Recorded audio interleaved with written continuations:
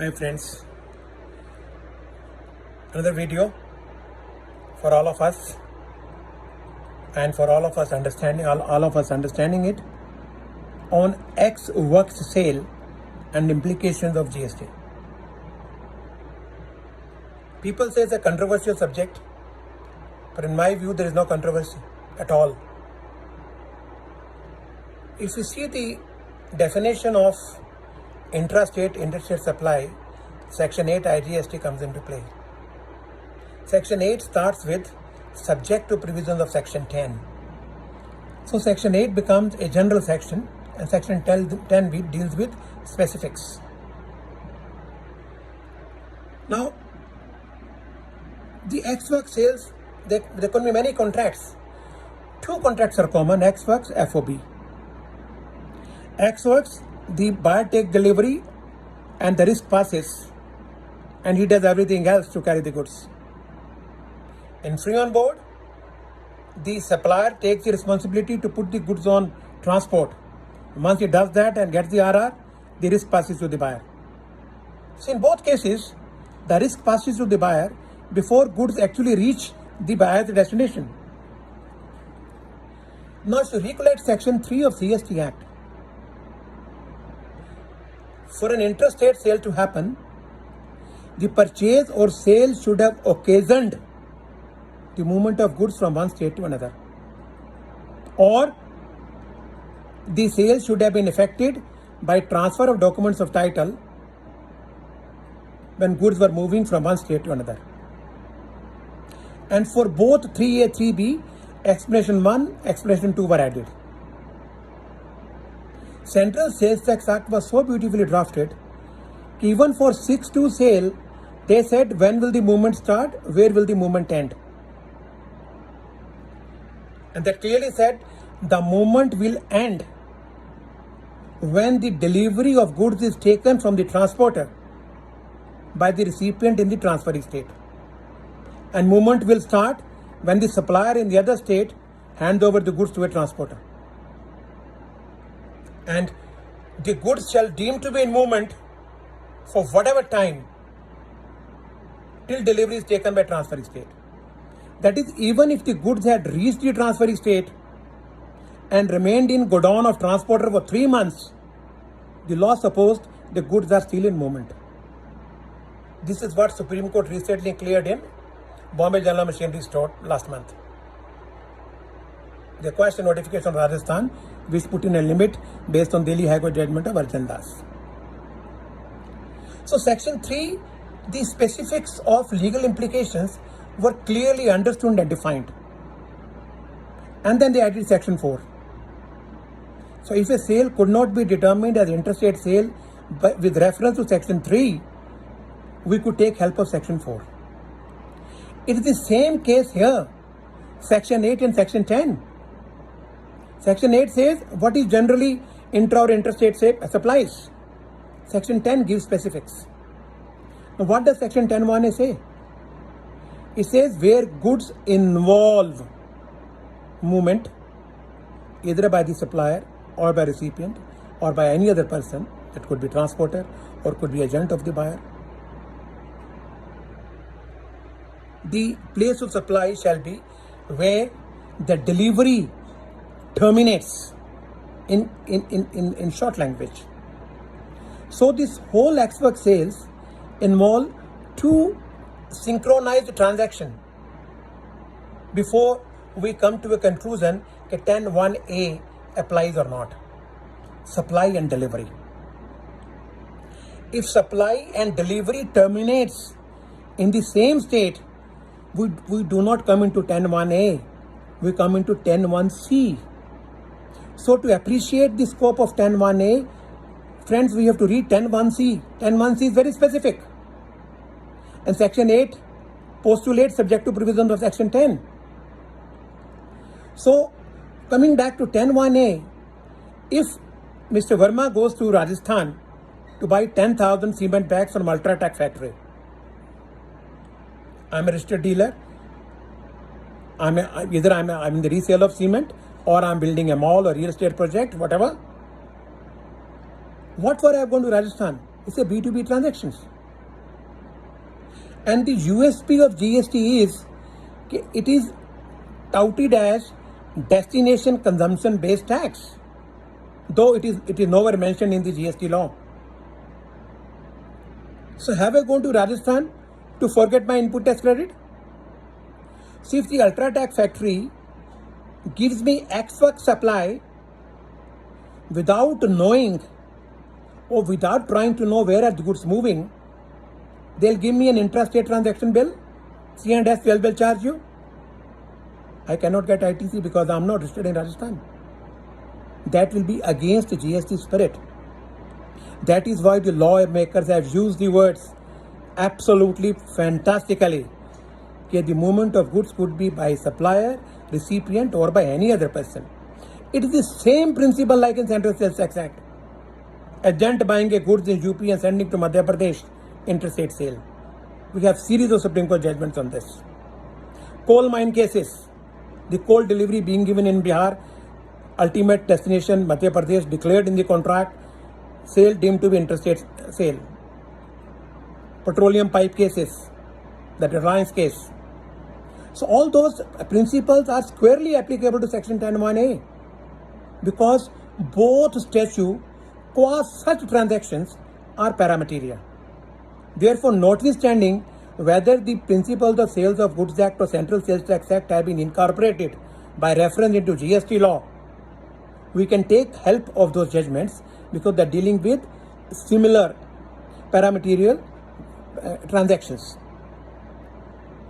So, when Sushil Verma is issued a bill, Ultratech will necessarily issue an I bill, IGST bill, charge me IGST because they know goods are delivery of the 10,000 cement bag will terminate at Delhi. Either they have a purchase order from me, or I tell them the goods have to be sent to Delhi, or I engage a transporter. I tell the company that my transporter is coming to take the bags of goods to Delhi. So this transaction cannot be anything but interstate. Because if it is intrastate, then 10(1)(c) is there. It's for the revenue to prove it. But the problem doesn't end here. The states are creating problems. Because if they think it's an interstate transaction, they don't keep the tax. The tax will go to center in a divisible pool and they'll have to beg for money. The center doesn't have money to give them. Now, a lot of people in recent days, while we were exploring this legal proposition, can we apply central sales tax judgments, especially the principles, to 10(1)(a)? My personal view is yes. Even though the languages of Section 3 and 4 and Section 8 and 10 are totally different in scope. Section 3 presupposes a contractual relationship. Section 3 CSTX uses the word occasions. And Section 3 also uses the word moves the goods from one state to another. All the three phrases are not used in 10(1)(a). 10(1)(a) uses the word involves. Involves is much more restrictive word than the occasion. Like works contract transactions, goods involved in the execution of works contract, that is, they were involved refers to a specific situation. That's what Section 10(1)(a) refers, a specific transaction. Section 10(1)(a) doesn't say movement of goods from one state to another, but it does say movement of goods. And for interstate supply to happen, the location of supplier, recipient of supplier have to be in two different states. So if goods are moving from one state, that is Rajasthan, to another state in Delhi, and location of supplier is Rajasthan, recipient Sushil Verma is in Delhi, it has to be an interstate transaction. Then, like Section 3, Section 10 does not use the word contract. But it need not. Contract need not be expressed. Contract need not be in writing. Contract can be oral, contract can be verbal, contract can be by performance. Contractual obligations arise. Therefore, when we read Telco versus Bihar, State of Bihar, judgment of Supreme Court on 3A, the same principle shall apply in 10(1)(a), though in a restrictive scope, to a particular transaction, not generalizations. There is no contract. If there were a contract, we don't need 10(1)(a), but the contract will be very clear. The other thing is, Section 10(1)(a) does not distinguish, like Section 3, whether the movement of goods will decide the transaction as per Section 8, or the transfer of ownership of goods at X factory will decide the fate of the transaction. You should remember Royal India Supreme Court CST Section 3. It says, in which state property and goods passes doesn't matter. To understand and to appreciate the scope of Section 3, that is, to charge an interstate sale, we have to read only Section 3. It is immaterial in which state the property and goods passed. It's the same principle in Section 10(1)(a). Section 10(1)(a) doesn't say if the property has passed in X works, then that transaction has ended. No, because they are using the word supply and delivery in a synchronized manner. So supplier supplies to Sushil Verma in Rajasthan. The transaction has not ended, because where the delivery shall terminate, that will decide what is intrastate sale or what is interstate sale. So if delivery by Sushil Verma terminates at Delhi, it is interstate sale. My dear friend, the same principle, like Central Sales Tax Act. Unless you proved receipt of goods in the receiving state, C form would not have been given to you.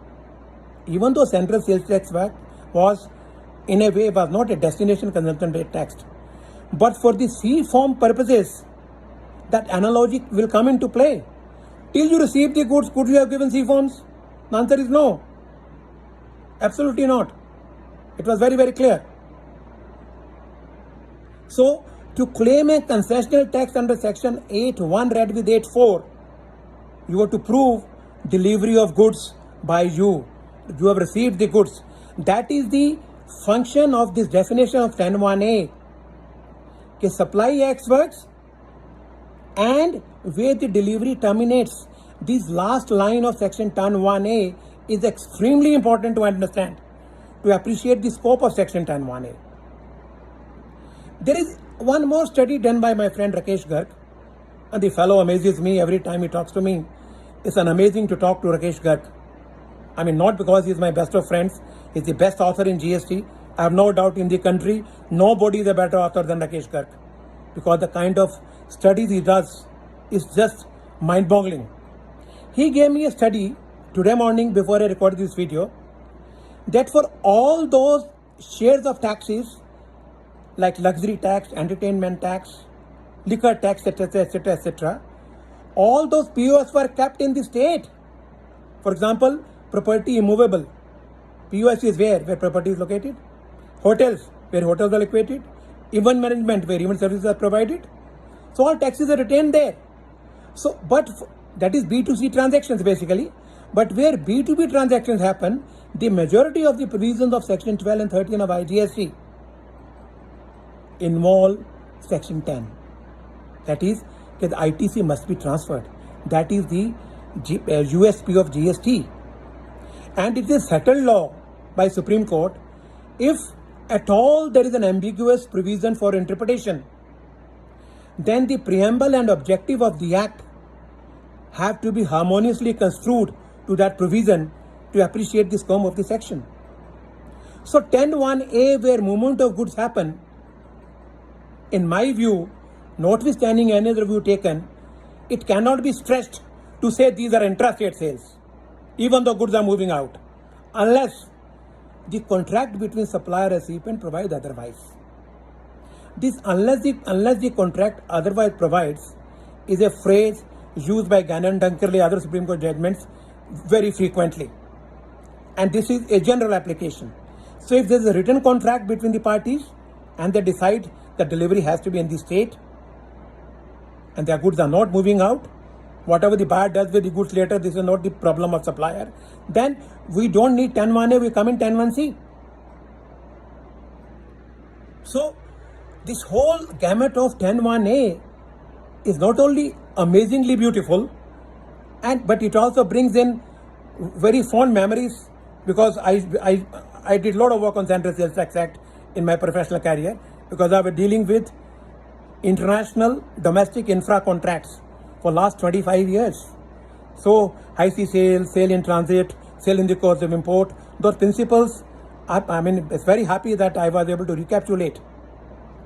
So the advanced rulings, especially of Telangana recently in Panna case, judgment of Kerala High Court. There's a contrary judgment of Kerala High Court also in Kumur.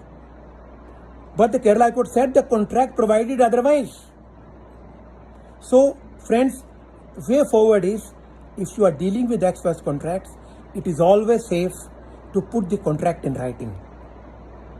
The destination of goods must be clearly mentioned. Notwithstanding what GSTN number gives you give in the contract, destination must be mentioned.